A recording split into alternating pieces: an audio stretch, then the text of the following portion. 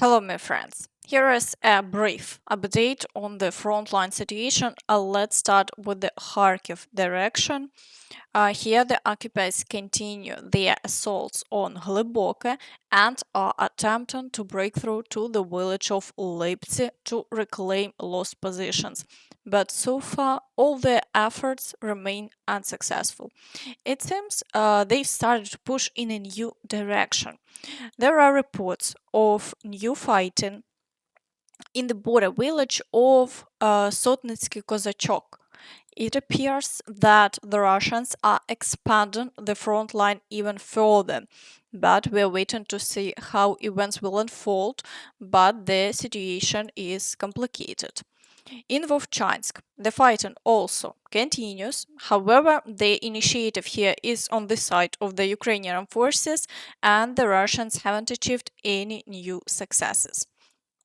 In the Kupiansk direction, the occupiers continue their assaults on Synkivka and Stepova Novoselivka.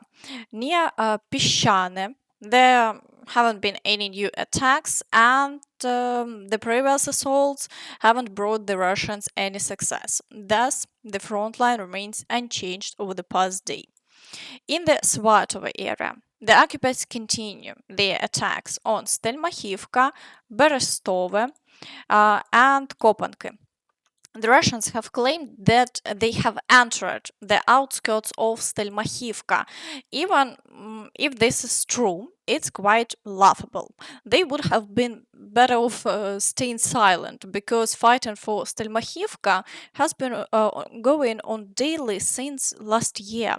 Assaults have been conducted for months without stopping, and only now they supposedly managed to capture the outskirts of the village that consists of two streets with a total length of 3.5 kilometers. Yesterday, this area saw the highest number of shelling incidents.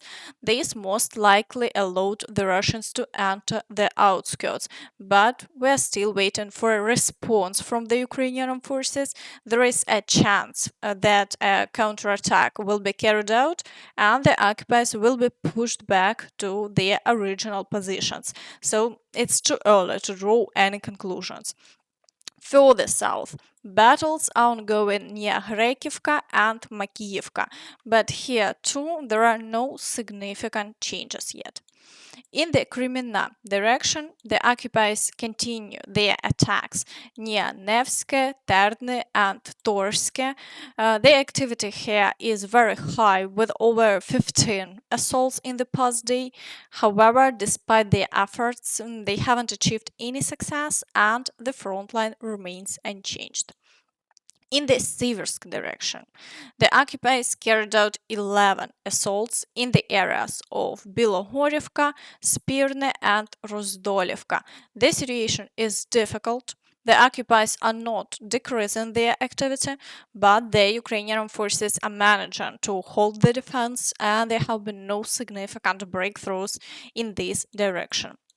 In the direction of Chasiv Yar, the occupiers continue their attempts to break into the city itself and secure positions on its outskirts.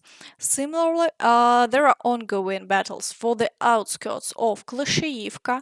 The Ukrainian forces are doing everything they can to maintain their defense, and over the past day, the front line hasn't changed.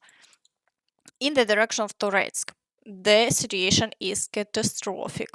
The Russians have broken through the fields past Druzhba and are assaulting Dachne, the outskirts of Toretsk, and there are battles near the settlement of Shumy. Overall, the situation here is very dire, with intense fighting accompanied by airstrikes. Consequently, it's likely that in the near future there will be changes along the front line for the worse. In the Pokrovsk direction, the Russians conducted 37 assaults over the past day, and the fighting continues. The main attacks are occurring near Vozdvizhenka, Novoalexandrivka, and they are again trying to break through to the village of Progress. The assaults on Yevhenivka, the village of Sokil, and Novoselivka Persha also remain relentless. Additionally, the occupiers are making every effort to shell the rear areas, especially following President Zelensky's visit to this front line. Despite these intense efforts, there have been no changes along the front line.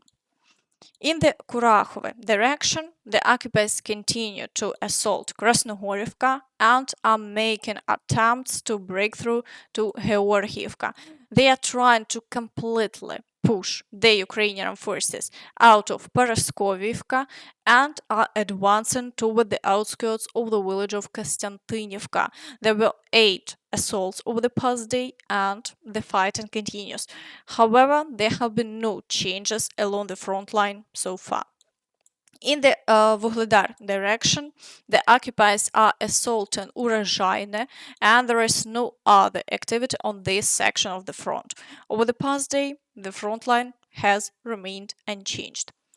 In the Zaporizhzhia direction, the occupiers continue their attacks in the area around Robotine and near Mala Tokmachka.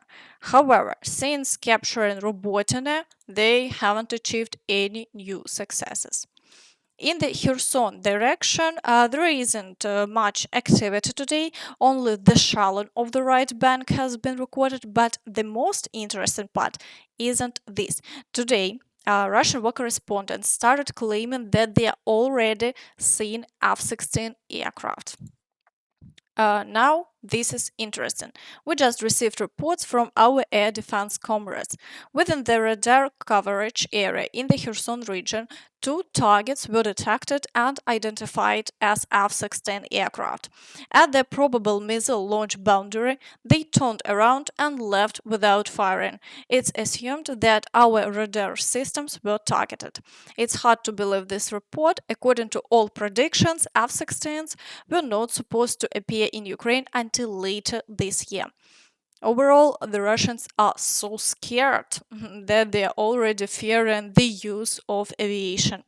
Meanwhile, because the Ukrainian forces successfully pushed the Russian fleet out of the Black Sea, Putin mentioned that they need to figure out how to deal with maritime drones. Слышим регулярные угрозы в адрес России со стороны правящих кругов ряда стран. И даже видим конкретные действия по реализации этих угроз. Естественно, к этому надо относиться максимально серьезно, просчитывать все возможные риски и планировать адекватные ответы. Укреплять наши вооруженные силы и военно-морской флот. Для повышения боевой устойчивости сил флота надо укреплять и уделить особое внимание скорейшему внедрению систем дистанционного обнаружения угроз, в том числе со стороны беспилотных аппаратов, имея в виду не только контроль воздушного пространства средствами ПВО, но и совершенствование систем наблюдения за надводной и подводной обстановкой для борьбы с морскими роботизированными комплексами противника. Необходимо защитить наш флот от возможных атак уже на дальних подступах к военно-морским базам и районам действия наших кораблей. It's too late for that now. Many ships have already been destroyed, and the Russian fleet has shown its inefficiency. Overall, we will see how events unfold. And that's all from me. So please don't forget to like this video, subscribe to the channel, and hit the notification bell to stay updated on all the latest news. Thank you for watching, and see you next time. Bye bye.